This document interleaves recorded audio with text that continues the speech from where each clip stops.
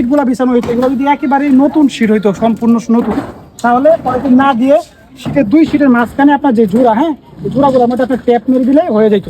কিন্তু যেহেতু এখানে পুরান শীট আছে, অনেক পুরাতন শীট থাকে, কারণ সবসময় নতুন শীট দিয়ে তো কাজ করা সম্ভব হয় না। হ্যাঁ, তো পুরাতন অনেক শীট থাকে, তো পুরাতন শীট যদি থাকে তাহলে আপনাকে অবশ্যই পলিথিন বিছাতে হবে।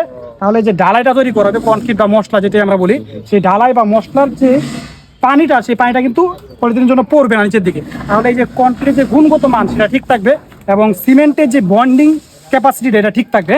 আর যদি আপনি সেই পলিথিন না দেন তাহলে এই যে ফাঁক ফোকর থাকবে, বিভিন্ন ছিদ্র থাকবে, শীতের মধ্যে এই ছিদ্র দিয়ে কনক্রিটের পানিগুলো বেশ পরিমাণে পড়ে যাবে। এই পড়ে যাওয়ার কারণে আপনার কিন্তু দেখা যাবে যে এই পানি পড়ে যাচ্ছে, তাদের কনক্রিটের যে স্টেবিলিটিটা এবং কনক্রিটের যে কোয়ালিটিটা সেটা ডাউন হয়ে যাচ্ছে। হ্যাঁ, এই জন্য আমাদেরকে অবশ্যই যদি পুরাতন শীট হয় তাহলে আমাদেরকে অবশ্যই পলিথিন বিছাই দিতে হবে।